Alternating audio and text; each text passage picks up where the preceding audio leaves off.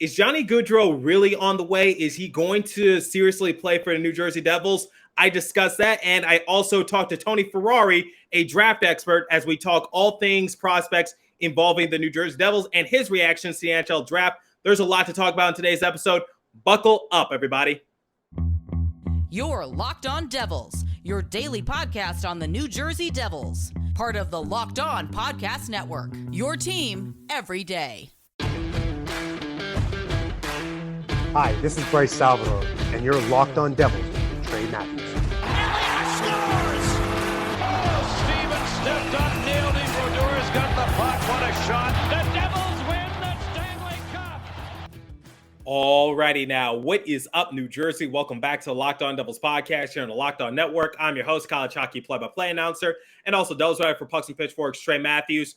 When this episode goes live, hopefully Johnny Gaudreau has not elected to sign an extension with the Calgary Flames, because I post my episodes at 6:15 a.m. Eastern time. Johnny Gaudreau has until midnight, so I'm recording this episode a few hours before that time frame, and it doesn't seem as though Johnny Gaudreau is going to sign that extension with the Calgary Flames, which means things at the free agent market are going to get crazy, and the New Jersey Devils are going to be on the front line to possibly pick up Johnny Gaudreau. It is all led up to this, ladies and gentlemen. Will the New Jersey Devils potentially get Johnny Gaudreau? Will they get their top option? Will the risk that Tom Fitzgerald has been taking the last few weeks, will it finally pay off? Because he has elected not to trade for Kevin Fiala. He elected to not trade for Alex DeBrincat. And obviously he struck out with Juraj Slafkovsky. So now, is this the opportunity? Is this the defining moment for Tom Fitzgerald? Is he going to get Johnny Gaudreau? Is Johnny Hockey on the way? Man, I am so anxious. I'm looking forward to when that clock hits noon p.m., just waiting for the decision from Johnny Gaudreau. Might take him a few hours. I don't know what the case might be. Might take him a day or two. But regardless, I'm really looking forward to seeing what Johnny Gaudreau is going to do in regards to making a decision. Now, let's talk about his situation with the Calgary Flames momentarily. Now, here's the thing, guys. I just wanted to focus today's first segment of the show on Johnny Gaudreau because I wanted to address the elephant in the room. I felt like it was too important a topic to not discuss, especially with free agency set to start in a few hours. Obviously, I have a guest lined up. His name is Tony Ferrari, and we're going to talk about the New Jersey Devils prospects. We're also going to talk about the NHL Draft. But like I said, I really want to talk about Johnny Gaudreau for the first segment of the show. So ultimately, I don't know what's going to happen to Johnny Gaudreau. Obviously, the New Jersey Devils, they have to be one of the front runners to land him. So it's the New Jersey Devils, the Philadelphia Flyers, the New York Islanders. There might be another wild card team in the mix. I previously heard the Seattle Kraken. However, I haven't heard any offers thrown out there by any Kraken personalities or any Kraken news sources. So I don't know if they're still in the running for Johnny Gaudreau, but Johnny Gaudreau is not going to come at a cheap penny. It's going to cost the Devils a lot, but I think it's worth the risk just because Johnny Gaudreau had 100-plus points last year. He had a lot of naysayers going into the season. He's never been injured, and I feel as though, yes, he's getting up there in age just a little bit, in his late 20s, if I recall correctly. But ultimately, I just feel as though you need to strike while the iron is hot, because last year, Johnny Gaudreau had a lot of naysayers. Now, I don't think he has any. So I really want you guys to just think of the overall big picture here, which is if Johnny Gaudreau is able to give me anywhere from like 70 to 90 points per season for every year he plays for New Jersey Devils, I said this in a previous episode, I'm perfectly okay with that. Now, like I said, I've been seeing a lot of rumors circulating in regards to what's going to happen to Johnny Gaudreau. So I'm going to read you guys some of the tweets I've been seeing, and I don't know if this is going to be real. I don't know if it's going to be fake, but I'll give you guys my opinion after I'm done reading the tweets. So the first tweet comes from my buddy Neil. He's a friend of the show. So Neil McHale restated what Pierre LeBrun said about Johnny Gaudreau's free agent situation. And basically, here's what Pierre LeBrun told the news in regards to Johnny Gaudreau and his overall stance on what the situation might lead up to. So he said, hard to tell. He's got till midnight with 8 years. He's been back and forth throughout the day. He's had a sizable deal from Calgary the last 6 weeks. I don't know what will change. More likely than not, he's going to test the market. So I agree with Pierre LeBrun in that case. I believe, like, if Johnny Gaudreau wanted to return to the Calgary Flames, like if they were his top option, I think he would have done so a good while ago, because that deal has been on the table for a while. Why not sign it now? Why not just get it out the way? Why not get that monkey off your back? Like, just sign that deal, because you'll be one of the top paid players in Calgary Flames history. He'll either be the most paid or one of the most paid. I forget the exact metric of it, but I feel as though if Johnny Gaudreau wanted to return to the Calgary Flames, he would have done so already. But, that's just my opinion. Now, in regards to the Philadelphia Flyers, a lot of people have been saying, like, yes, Johnny Gaudreau, he grew up rooting for the Philadelphia Flyers. But the fact of the matter is, they're not really in a money ideal situation. They're kind of trying to scramble to find that extra money to just try to get Johnny Gaudreau. So according to Anthony Sanfilippo, he tweeted this, and he's a writer for the Philadelphia Flyers. He covers them. So he said this after talking to some people, both inside and outside the NHL Flyers organization. It appears Chuck doesn't want to pay the asking price for someone to take on JVR's salary. That's completely understandable, but it would also be a death knell on a potential Gaudreau deal. So could that be possible that the Philadelphia Flyers are going to shoot themselves in the foot? Quite honestly, I think it would have been a long shot for the Philadelphia Flyers to sign Johnny Gaudreau. And if I'm comparing the Philadelphia Flyers and the New York Islanders, I get the Islanders made the playoffs last year, but I feel as though the New Jersey Devils have to be the best shot, because we got two up-and-coming stars in Nico Hischier and Jack Hughes, because both of them have been all-stars recently. Jesper Bratt is starting to blossom. We have a lot of young prospects who I'm going to talk about in that regards with Tony Ferrari momentarily. But ultimately, it's just like the New Jersey Devils, we do have a lot to choose from in regards to how we're going to take our team. And we just need that glue piece. We need that other star player to really mesh it together. We got Dougie Hamilton last year. That was a step in the right direction. Able to get Vitek Vanacek just a few days ago. So our goalie situation, for the most part, it seems though it has been amended, but I think maybe Tom Fitzgerald will just like test the waters just a little bit. I don't know what's going to happen with Jonathan Bernier, but if Jonathan Bernier is our third string goalie, I'm perfectly content with that. I'd also be content with Nico Dawes being the third string goalie if less pressure is put on him. So that's something that we should also take into consideration. And in another tweet from Chris Bota, NHL, expect the Islanders to offer Johnny Gaudreau around $9 million per for the max 7 years. The Devils will likely offer more, but make no mistake, if Gaudreau becomes an unrestricted free agent in the next few hours, Islanders are a serious player. So once again, it seems like the mindset for Johnny Gaudreau is to go back home out east. I don't think he cares which Eastern team he signs with. I think, it could be the Devils. Technically, he is from New Jersey, but he's from South Jersey. So it's just like he's a little closer to Philadelphia than he is to Newark.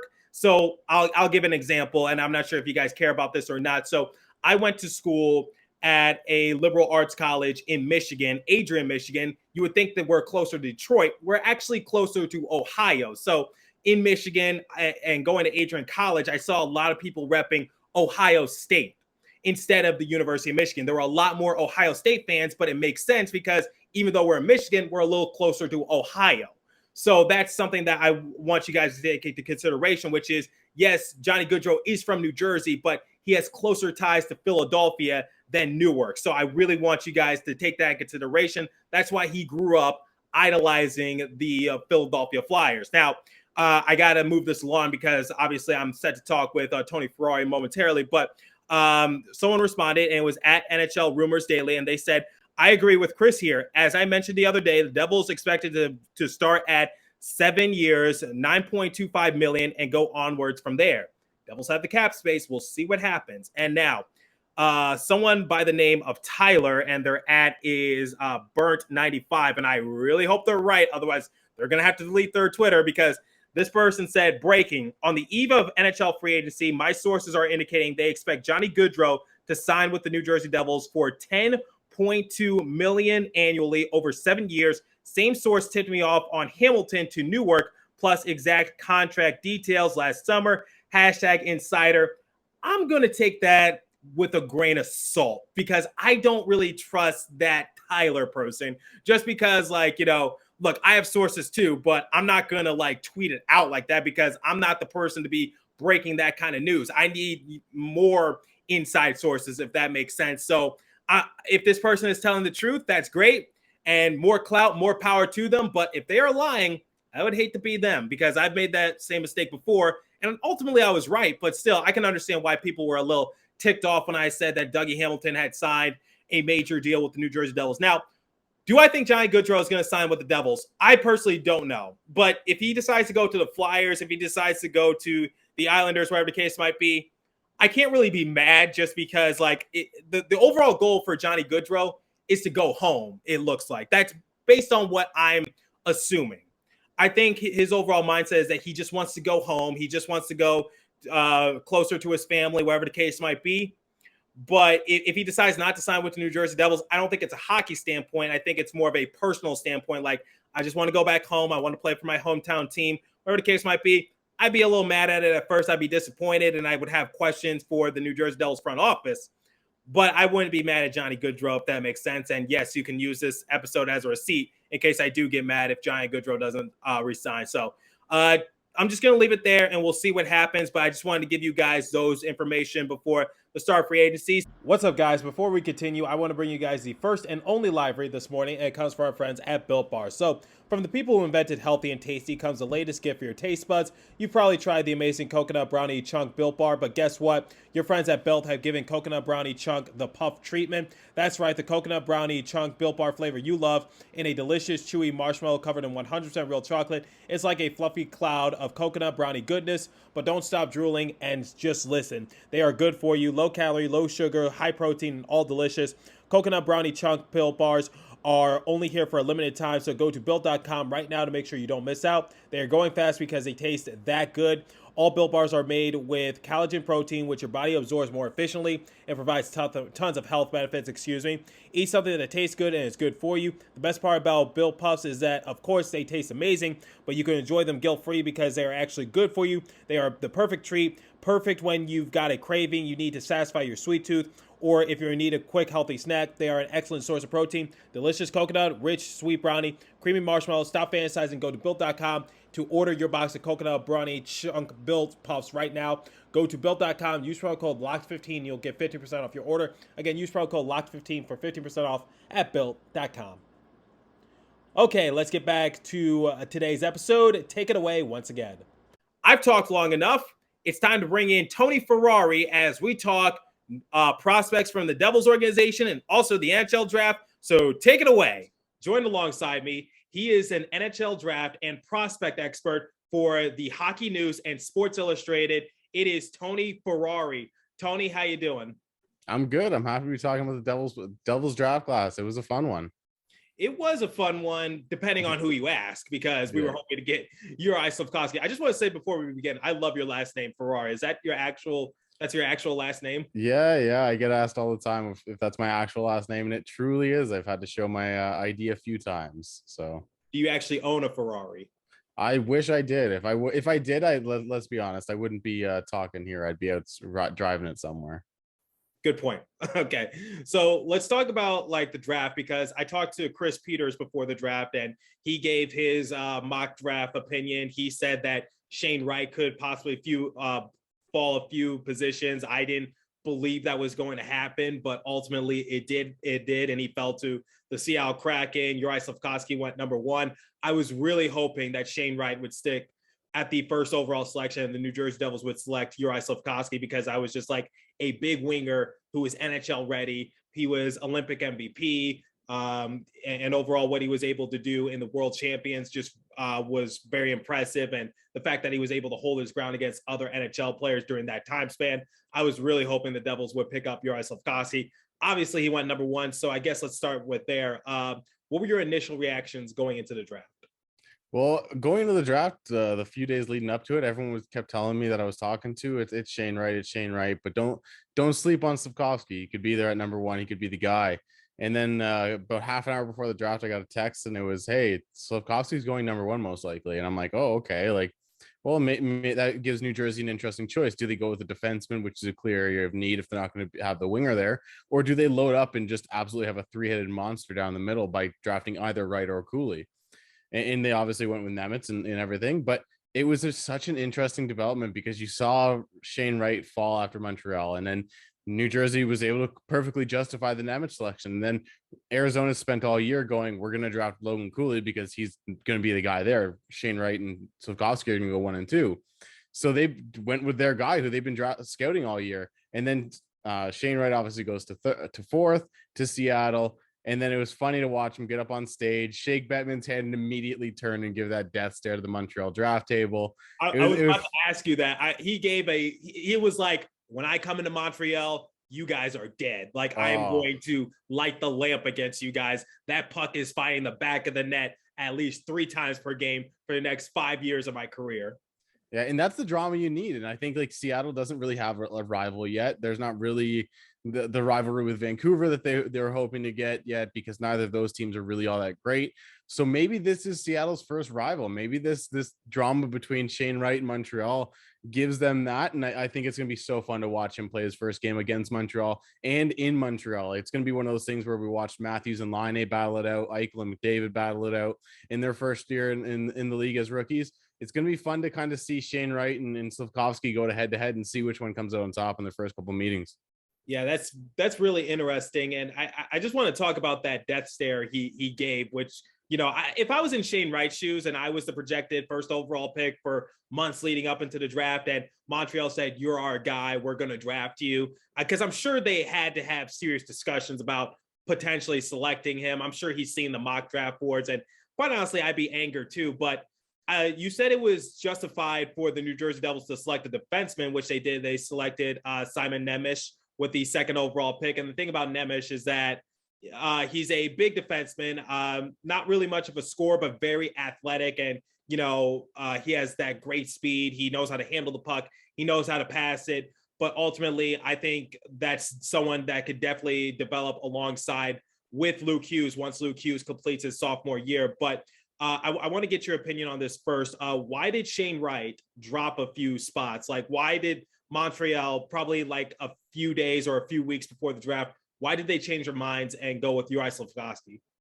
Well, I think the big thing that initially hurt Wright was the fact that he didn't get to play last season. Obviously he did, but the season before he didn't. His D-1 season he didn't, because the OHL was shut down completely because of the pandemic. He wasn't one of the guys like many of the other guys like Mason McTavish and even Connor Bedard, who's going to be drafted next year. They all went over to Europe and played in whether it was a Swiss league, the Swedish league, any of these different leagues.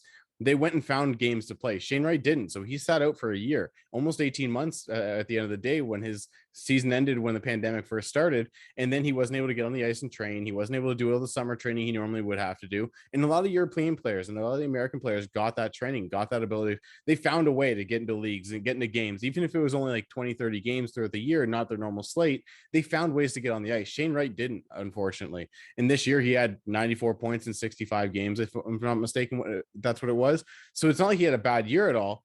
I think it was just Montreal going, we need that big guy on the wing. It's kind of the same way New Jersey was looking at it. We need that guy that we can line up next to Nick Suzuki in Montreal and play opposite Cole Caulfield in Montreal. And obviously Cole Caulfield's a really small winger. You throw Slafkovsky on the other side with Nick Suzuki in the middle, and that's a pretty formidable top line. I think they had the need at center, but once they made that decision to go with the defense or with the winger and Slafkovsky, then you go to New Jersey, and does New Jersey want to load up on centers? They have obviously Jack Hughes, who's going to score. He's going to challenge 100 points this year, possibly. Nico Hischier is one of the most underrated players in the entire NHL as their second line center or first line center, however you want to order those two guys. Do you really want to take Wright and go, okay, one of these three guys are going to have to be a third line center and not going to be used to their full ability? Or do you go with a guy like Nemec, who's a defenseman that is another area of need for the Devils? And that's what they end up doing. And then, like I said, at number 3 with Arizona, you have a choice between two centers. At the end of the day, Arizona probably didn't scout Wright as much as they probably should have, because they're Arizona and they don't have anyone working for the team. But they also don't have the ability to kind of take that gamble of a guy that isn't going to be able to be that dynamic scorer. And at the end of the day, Logan Cooley does bring a little bit more offensive upside. He brings a little bit more of that assuredness, that kind of look for that dynamism in a player, where Shane Wright's a good two-way center. I think he's going to be one of, if not the best player from this draft class at the end of the day, but that dynamic offensive upside isn't there. And the other thing that plays into it too is Logan Cooley's American. He's an American kid going to Arizona is always going to be a good idea. And Shane Wright just falls again. And then he ends up being Seattle, which is a good spot for him. Now him and Matthew Beniers are going to form this two-headed two-way monster down the middle there over the next few years. But it wasn't shocking once he fell past that first pick where Montreal needed a center. They ended up taking the winger instead. that he fell a couple more spots because the other teams did have different needs and different kind of preferences. Yeah, so you talked about Nico Hischier and Jack Hughes. I've been telling people this, which is here's the fact of the matter, which is drafting someone like Logan Cooley or Shane Wright, that looks better on paper. In reality, here's what the situation is, because Jack Hughes is going to be our top center. Then you got our captain, Nico Hischier, at the second position. And then you talk about that third position. That's Dawson Mercer's position as far as I'm concerned. You know, we did move Dawson Mercer to a winger position and paired him alongside with Jack Hughes, and Dawson Mercer was able to see some success. But I think the plan going forward is to move Dawson Mercer back to a center position and just try to anchor his own line so that way he could develop in the right direction. So there you go. You got three centers right there. And if we were to draft Logan Cooley or Shane Wright, it doesn't really fit long-term, at least, because Nico Hischier is there long-term. Jack Hughes is there long-term. So now you're kind of in a situation right now. But looking at Simon Nemec, and there's different ways to say his name. I've been hearing Simone Nesmith or something like that. I have a buddy who's big on pronunciation for European players, and he knows how to do it correctly. But the English version is Simon Nemec, as far as I know. But the thing about Nemec is this. I recently spoke to a New Jersey Devils beat writer, and he says that Nemec is bigger in person, like in terms of his overall size and height. And, you know, he's only like, 18 years of age. He's younger than me. And we're already seeing him develop in the right direction in terms of what they were expecting out of him at development camp. What can you tell me about Nemec and what he can potentially bring to the New Jersey Devils for years to come? Because I think the ultimate plan is to develop him alongside with Luke Hughes, which is there's no rush to bring either one of those players onto an NHL roster right now. Hughes is going to finish up his second year at the University of Michigan, and then Nesmith, I don't know what the plan is. I think the plan is to bring him to the NHL, but wouldn't be surprised if he begins the season in Utica or maybe Europe. So what can you tell me about Nemec and what Devils fans can expect from him? Well, the first thing I'll say is he's got a good size. Like you said, he's got good size, good speed, good skating ability. The natural talent is all completely there. If I'm New Jersey, I look at him and I go, you sit down in Utica right now, you develop in the AHL, take your time. If you force our hand, we're going to put you on the NHL roster. And in that way, they also get their hands on his development rate by hand. You put him over in Europe, you're kind of leaving things up to chance. You're leaving things up to the teams over there to kind of work their magic and develop him the way that they feel like that they want to develop him. You put him in Utica, you get your own hands on him. You get your own system. You get your own choice as to what he's doing developmentally all the time. So that'd be my plan with him. But with Simon Nemec, he's a guy that scored the lights out at times in the Slovak league, especially in the playoffs where he had 17 points in 19 games on route to the finals there and helped lead his team to the finals, although they did lose. But he's a guy that knows how to push the pace, be offensive. My biggest thing with him this year is I want him to develop that killer instinct. If he can develop that killer instinct, he can be an absolute monster offensively. He reminds me a lot of Morgan Riley when he plays in transition and everything. He's not necessarily a guy that's going to stick handle and deke his way through the neutral zone on the breakout, but he's going to push the puck up ice and absolutely back defenders off, force his way into the offensive zone, and then get there and start making plays from there. He'll kind of play on the umbrella at the top of the power play. He can kind of do a lot of things. So while I think Luke Hughes probably is the guy that's a little bit more dynamic, a little bit more offensively inclined to run that power play, be a guy that kind of takes over for Dougie Hamilton over the next couple of years, Nemec is a guy that I think could easily kind of take on that role in the second unit and be that guy there. And he has so many different things that he does offensively in terms of the ability to kind of find ways to get his shot through. He works really well mobily on the blue line to kind of open passing lanes, open shooting lanes. He'll fake a shot to open up a pass. He'll fake a pass to open up a shot. He does a lot of things offensively really well. I just want him to do it more often and develop with that killer instinct. If he sees a lane, don't take the shot right from the blue line. Push into 10 more feet, get a shot off from a little bit closer to the top of the circles, or even push into the circles. He has that ability. It's just he doesn't do it as often. So he's a guy that projects well offensively, and on the defensive end of the ice, I think it's more of the same thing. Just be more aggressive. He has the skating to close gaps. He has the size to punish guys offensively along the boards when he gets the chance, but he doesn't do it all that often that you want to see it from him. This dude's an incredibly talented player. I think with some work, with some time, he could easily be a top pair defenseman, be that guy that you kind of pair with Luke Hughes as the future of your blue line, and really kind of build out from the back end with these two centers that you also have up front. New Jersey's got a promising future ahead of them. It's kind of one of those situations where we've been waiting a couple of years now. When's New Jersey going to pop off? It's really getting to that time where you're like, okay, like they have so many pieces now, they have to pop off. Well, at the time of recording, free agency hasn't begun yet. It's going to, when this episode goes live, it will begin in a few hours, depending on when you're listening, or it's beginning right now. I believe the New Jersey Devils could land Johnny Gaudreau if they play their cards correctly, because it seems like Johnny Gaudreau, he could have accepted an offer from the Calgary Flames right about now, but he hasn't, and he would have been like the most paid player for the Calgary Flames. And It seems like he's big on going home, because I'm hearing the contenders are the New Jersey Devils, the New York Islanders, and then also the Philadelphia Flyers. I think the Philadelphia Flyers are his hometown team. He's from South Jersey, but we'll see what happens. But I think there's a good possibility that the New Jersey Devils can sign Johnny Gaudreau, Johnny Hockey, long-term. They just got to play their cards right, and we'll see what happens. But hope for the best, but prepare for the worst is what I say frequently on this show. But going back to Nemec and his overall dynamic as a player, while playing in Slovakia, he only had 3 goals in 88 game appearances, but yet someone brought to my attention, and you just mentioned it, which is he scored 5 goals in 19 playoff games. So what can I expect from him from the offensive side of things? Because you said sometimes he'll take a shot from the blue line. You want him to go in a little deeper in the offensive zone, penetrate it a little bit. What can we expect from Nemec from an offensive side of things? Like I said, I think he can be the second power play guy. I don't think he's necessarily going to be a lead power play guy at the NHL level. You've got Dougie Hamilton long-term. You've got Luke Hughes coming up, so you're not worried about that necessarily. But Simon Nemec is a guy that can make every pass that you want him to make. He's really silky smooth passer, finds passing lanes really well, and he's not a guy that's afraid to send a pass high to low in the zone. He's not afraid to kind of walk down the wall and make the pass there, draw defenders in and do that. So I think there's a lot of upside there for him offensively. He was playing against men this year, so that's another big sign for a lot of these European kids that get drafted high is how well has he done against guys that are 5-6 years older that are making a living, that sometimes these guys have kids that are a few years younger than him at the end of the day. So it's really interesting to see how well he was able to do against that. It was a Slovak league. It's kind of a meh league in general. It's not the Swedish league. It's not the Finnish league. It's not the Russian league. But that's why I think his natural next step would be the AHL. You get him in the AHL, give him all those minutes, give him all that time to develop and do what he needs to do and see where he kind of fits in there. Because once you get a little bit more of an idea of where he's going to fit in offensively there, then you can kind of project his game out a little bit more. I think he's going to be a pretty decent defensive player. I think he's going to excel in transition. I think he does a really good job pushing the pace up ice, pushing the puck and getting it in the offensive zone. It's more about where is he going to choose to develop his game offensively. He's going to be a good passer. I think that's not going to be a question. He's going to be able to quarterback a power play, like I said, probably on the second unit.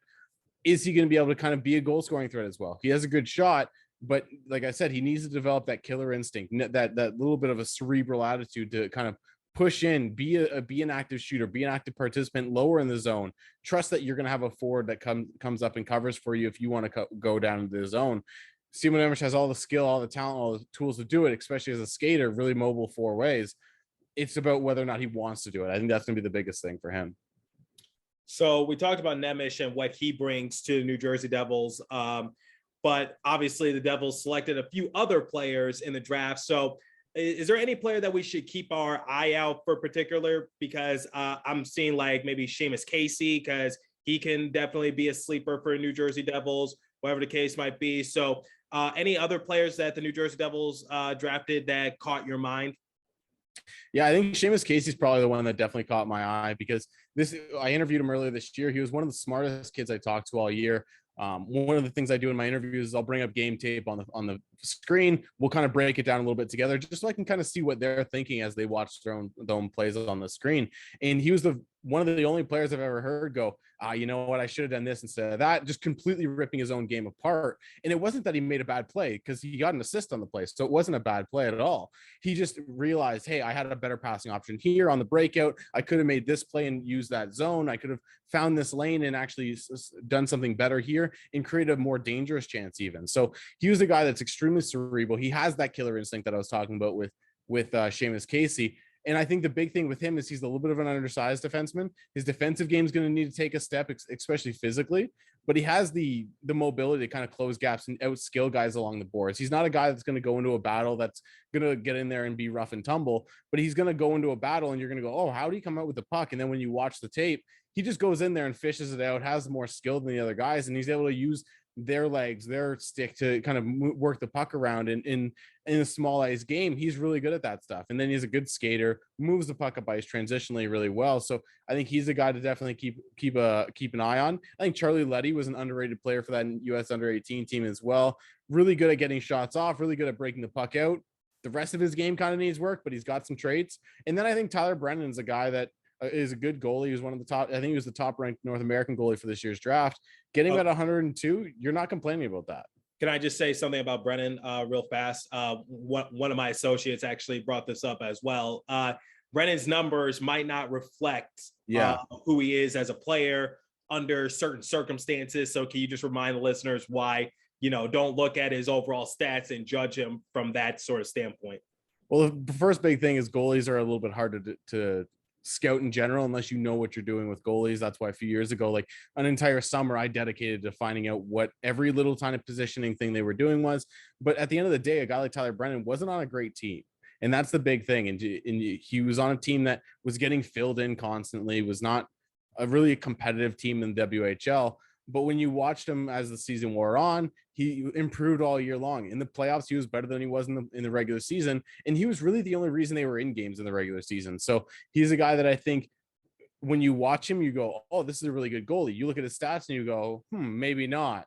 But at the end of the day, especially with goalies at the junior level, especially, you need to actually watch them play. You need to see what they're doing on the ice. Do they translate? Do they move well? And Tyler Brennan's a guy that does all that. So when talking about the prospects for New Jersey Devils, who are you the most excited to see? Is it Alexander Holtz, Simon Nemec? Obviously, Dawson Mercer was able to suit up in all 82 games for New Jersey Devils. There's a Luke Hughes at the University of Michigan, Seamus Casey following alongside him. Which prospect from the last few years are you the most excited to see develop in front of your eyes for the Devils? Like, who do you think has the brightest career? I think there's a lot of players. I think Luke Hughes is going to be a number one defenseman at the NHL level. I think the talent on that kid is unreal. I think a guy like Dawson Mercer is going to be a really, really good player, a player that maybe doesn't get appreciated as much as he should be at times at the NHL level, but he's going to be a guy that when the New Jersey Devils do try to make those cup runs, he's an incredibly important piece. And then you look at it and you go, oh, wow, he has 65, 70 points in the regular season. He was an incredibly integral piece in the playoffs. And he was a big reason why we went where we did. But I think the guy that I'm most excited to see is Alexander Holtz. He's a guy that I looked at last year at the AHL level, and there were so many good things he was doing. I think his game has come so far from this draft year. I think in his draft year, he was very much a grab the puck, fire it in the net, and be a sniper, and that's all you are kind of thing. And he was excellent at that. Don't get me wrong. He's a very good sniper, probably the best sniper, probably the best finisher from that draft class. But he's come so much farther. He's gotten a transition game now. He's starting to move the puck more confidently at the AHL level. I think this year he's put on some muscles from reports in training camp. He looks bigger. He looks stronger. He's being a better passer. I think that's a big thing for his game. If he brings a passing element to his game, teams aren't going to be able to play him as just a shooter. And that'll open up so much more for him. If he's a guy that ends up being a 35 goal scorer and a 35 assist guy, that's a 70 point player. And then his shot is so lethal. 35 is not the limit. I think this guy could push 40, maybe even push close to 50 on a really good year, especially if he's playing with a guy like Jack Hughes. If he ends up being on a guy like Hughes' wing, Jack Hughes is an absolutely dynamic presence in all facets of the game. Putting a finisher with Alexander Holt's talent on next to him, man, that's an incredibly dynamic duo. And I think this year is the year we could finally see it. I got to ask you this prospect, who I feel as though needs a lot more love. Riley Walsh out of Harvard. Line mates on the defensive side of thing with Adam Fox, who won the Norris Trophy a season ago. What are your thoughts on Riley Walsh? Because he led the Utica Comets defenseman in assists. I believe you put him under Lindy Ruff. I feel as though he could do great things for New Jersey Devils just because Lindy Ruff was the leader for the New York Rangers and or he was the leader for their defensive side of things, and Adam Fox was able to blossom despite the defense not doing so well under the tutelage of Lindy Ruff. But I feel as though if Lindy Ruff has a chance to coach his teammate from Harvard, then maybe Riley Walsh can be a second coming of Adam Fox. I might be pushing it just a little bit, but I think Riley Walsh does have a bright future for New Jersey Devils. Well, I love the confidence in saying he's the second coming of Adam Fox. I don't know if he's that, but I think Adam. Like I said, just because Riley Walsh put up his numbers at Harvard, Yeah. Adam Fox put up his numbers at Harvard, and Adam Fox obviously won the Norris Trophy. Then, Lindy Ruff was the defensive coach for the Rangers at the time, and he was able to, well, not when Adam Fox won the Norris Trophy, but during Adam Fox's rookie year, Lindy Ruff was the leader on the defensive side of things for the New York Rangers, and they were able to blossom Adam Fox into something special. And now maybe you get Riley Walsh. Could he do the same thing under the same coach that Adam Fox had during his first year in the league? Like I said, I might be stretching it just a little bit, but I feel as though Riley Walsh deserves more love. I do think that Riley Walsh deserves more love. I will give you that. And I think he's a guy that may end up being like the Dawson Mercer of the blue line, a guy that doesn't get appreciated as much as he probably should, but especially with all the talent on New Jersey's blue line, I think that'll be the biggest kind of roadblock for him. I think you have a guy like Luke Hughes. I think you have a guy like now like Simon Nemec, even a Ty Smith, that you have all these puck movers on the back end. Is Riley Walsh going to be able to get enough puck to be that? And I don't know if he's going to necessarily be able to impact the game offensively the way he has up to this point, but I think he's going to be able to be a guy that kind of plays that underrated role, plays that understated role where he's on the second or third pairing. You don't necessarily have to worry about him. And then every once in a while, he does something that makes you go, oh, wow, like that offensive side of the game is still there. But he's been such a good transitional player. He's been such a solid defensive player, a guy that kind of does a little bit of everything. And that's really integral. I think I look at a guy like Sam Girard, who's a little bit smaller than Walsh, obviously, and maybe he plays in a role like that because obviously Girard's not getting the ability to kind of play that offensive role with a guy like Cale Makar in front of him. And with Riley Walsh, he's going to have, like I said, Luke Hughes, Simon Nemec, even a Ty Smith, a Dougie Hamilton. There's guys ahead of him, but he's still going to play a really important role. And at the end of the day, when you go on a long playoff run or when you go on a deep season run where you're fighting for the playoffs, Riley Walsh might be the guy that ends up coming with a huge play at the end of the season that gets you into the playoffs or get you past the first round or second round. Well, I'm looking forward to the future for New Jersey Devils. It's bright. Hopefully we can land a big name free agent to just glue it all together. Tony, thank you for taking the time to talk all things prospects and all things NHL draft and reflecting on that. Where can my listeners find you? You can find me on Twitter at the Tony Ferrari. All my work's at the Hockey News right now, and there's tons of stuff going out there. I actually just retweeted a video with Seamus Casey earlier this year, where I talked to him, broke down his game. Like I said, he critiqued his own game a little bit in that, and we talked afterwards too. And it was a ton of fun. Like you get to know him a little bit too. Music, movies, different things off the ice as well. So definitely check that out. Really looking forward to it, Tony. Thank you once again. No problem. Anytime.